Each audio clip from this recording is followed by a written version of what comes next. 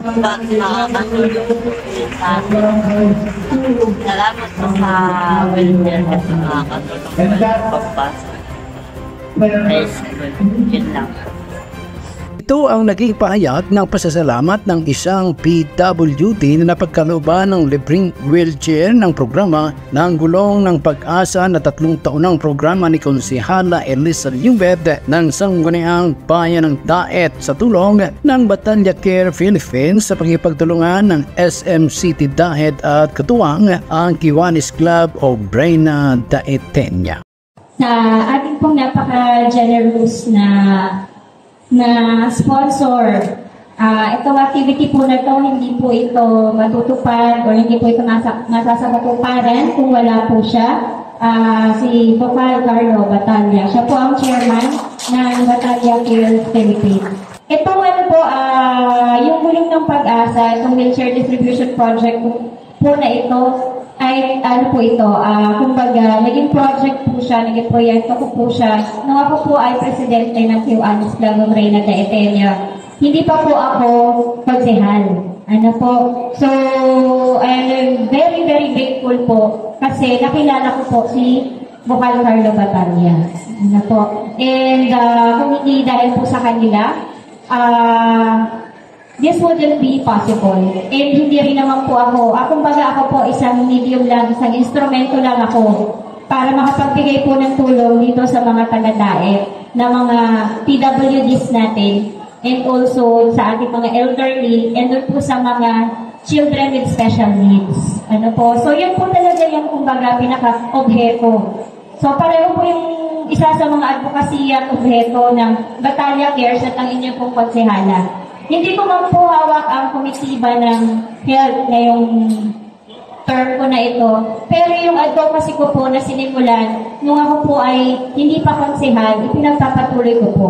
Kasi hindi ko naman po yun ginawa dahil ako ay may pangarap na manungkulan na maging konsehal. Ginawa ko po yun sapagkat yun po talaga yung gusto natin. Yun po yung laman ng puso natin na makatulong po tayo sa ating kapwa. So, yun po ay patuloy po natin ginagawa. And patuloy din po ako nagpapasalamat sapagkat patuloy po tayong tinutulungan ng ating kapartner and sponsor na Batalya Care Philippines. Napagkalooban naman ang 25 PWDs na mga nakatatanda at mga batang nangangailangan ng pagkalinga mula sa 25 barangay ng Daet, Camarines Norte noong nakalipas na araw ng Sabado, ikapito sa buwan ng Oktubre. Sa tulong po ni Councilor Elise, dito po sa bayan ng Daet, ay parang marami na po kami natulungan dito. At hindi rin po ako makakapunta dun sa mga karating bayan kung hindi po dahil kay Councilor Elise. Kaya maraming salamat, Councilor. At nadala mo kami dito sa lalawigan ng Camarines Norte.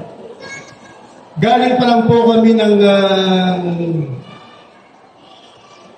Davao del Norte.